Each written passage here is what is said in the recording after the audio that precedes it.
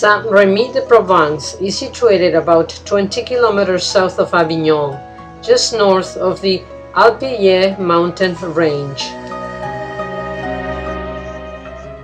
On the way to visit the Van Gogh Hospital, the scenic bus tour offered vistas of fields of wheat, sunflower, olive groves, and rows of cypress trees that inspired Van Gogh to paint his masterpieces.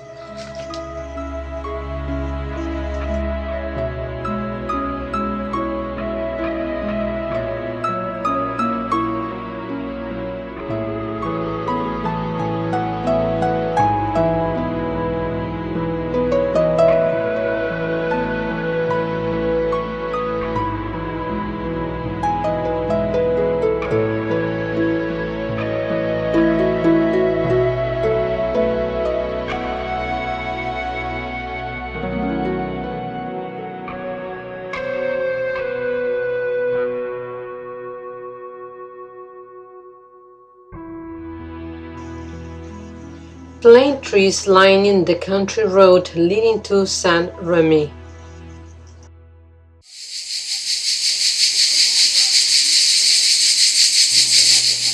The cicada, a typical insect of Provence, fills the summer air with its song.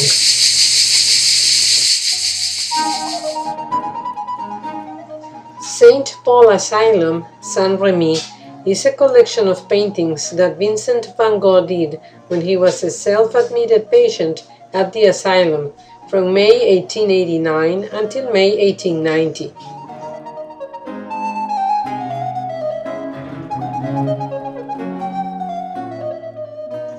During much of his stay there, he was confined to the grounds of the asylum, and he made paintings of the garden, the enclosed wheat field that he could see outside his room, and a few portraits of individuals at the asylum.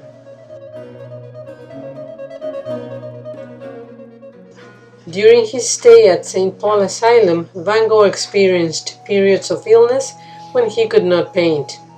When he was able to resume, painting provided solace and meaning for him. Nature seemed especially meaningful to him. Trees, the landscape, even caterpillars, as representative of the opportunity for transformation, and budding flowers symbolizing the cycle of life. One of the more recognizable works of this period is the irises. Works of the interior of the hospital convey the isolation and sadness that he felt. When he could leave the grounds of the asylum, he made other works, such as olive trees and landscapes of the local area.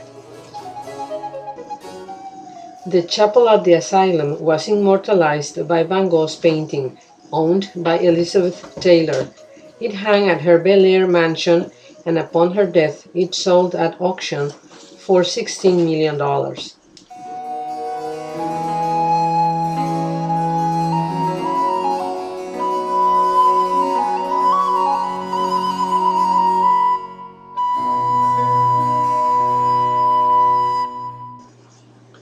Van Gogh's Starry Night over the Rhone and the irises were exhibited at the Society of Independent Artists on September 3, 1889. Sadly, just as Van Gogh's work was gaining interest in the artistic community, he was not well enough to fully enjoy it.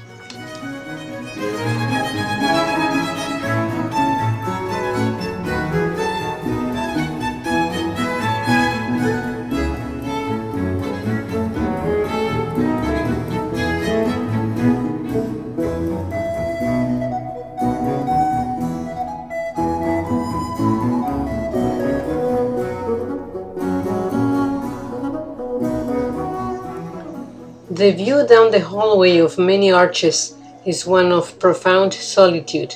A lone person in the corridor appears lost, similar to the way Van Gogh was feeling.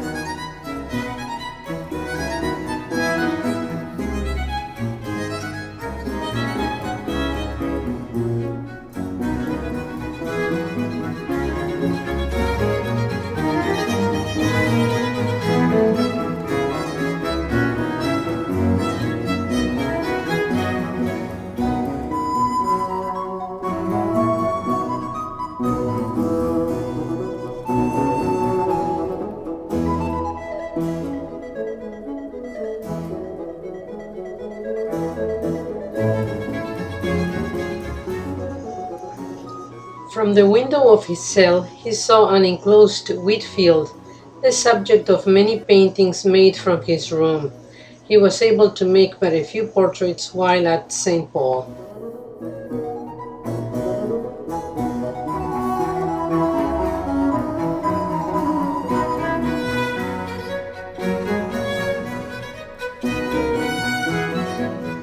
The year Vincent van Gogh spent at the asylum was probably the most difficult of his entire life. It would also prove to be one of his most creative as an artist. After cutting off part of his left ear in Arles, Van Gogh voluntarily confined himself to the institution in Saint Remy. Throughout the course of his year there, Van Gogh would battle his own personal demons, but would also produce many of the best works of his career. At times, Van Gogh would be completely incapacitated by his illness, but during his more lucid times, the staff at the asylum would allow him to work outdoors and pursue his art.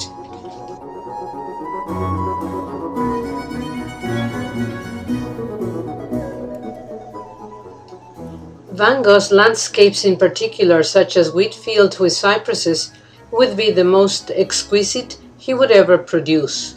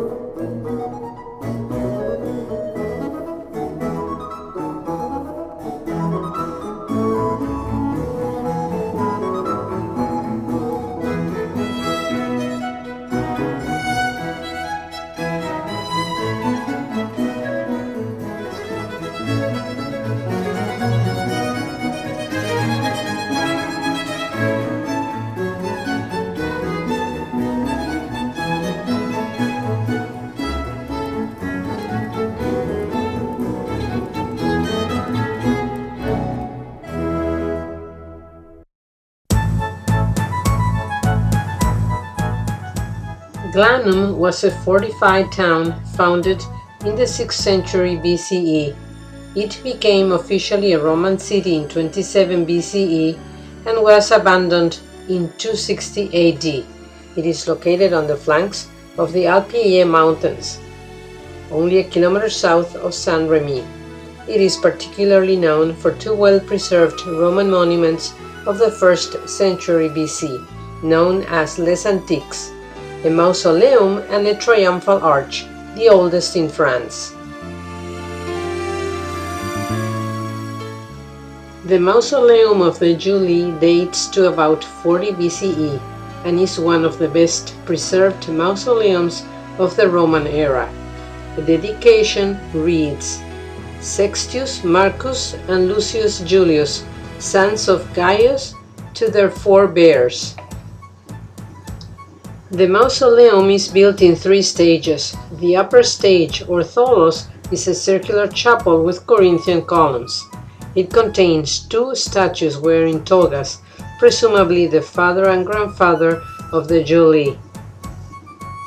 It is believed that the mausoleum was the tomb of the mother and father of the 3 Julie brothers, and that the father, for military or civil service, received Roman citizenship and the privilege of bearing the name of Julie, one of the most distinguished families in Rome. The middle stage is an arch with 4 bays. At the top of each arch is the carved head of a gorgon, the traditional protector of Roman tombs. The lowest part of the mausoleum is decorated with carved garlands and vegetation, theater masks and cupids, and with legendary scenes. East face, an infantryman and horses, an Amazon warrior. A warrior takes trophies from a dead enemy. South face, cavaliers hunt for wild boar in a forest. One cavalier is wounded and dying in the arms of a companion. This may represent the legend of the hunt of the Caledonian boar, with Castor and Pollux shown on horseback. West face is seen from the Iliad and Trojan War, the Greeks and Trojans fighting for the body of Patroclus.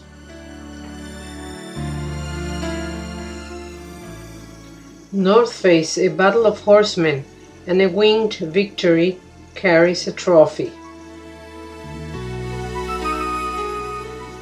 The triumphal arch stood just outside the northern gate of the city, next to the mausoleum, and was the visible symbol of Roman power and authority. It was built near the end of the reign of Augustus Caesar, who died in 14 AD. The upper portion of the arch, including the inscription, are missing. The panel to the right of the entrance shows a female figure seated on a pile of weapons, and a Gaulish prisoner with his hands tied behind him. The panel to the left shows another prisoner in a Gaulish cloak, with a smaller man wearing his cloak in Roman style, placing his hand on the shoulder of the prisoner. On the reverse side of the arch are sculptures of two more pairs of Gaulish prisoners. Close-up pictures follow.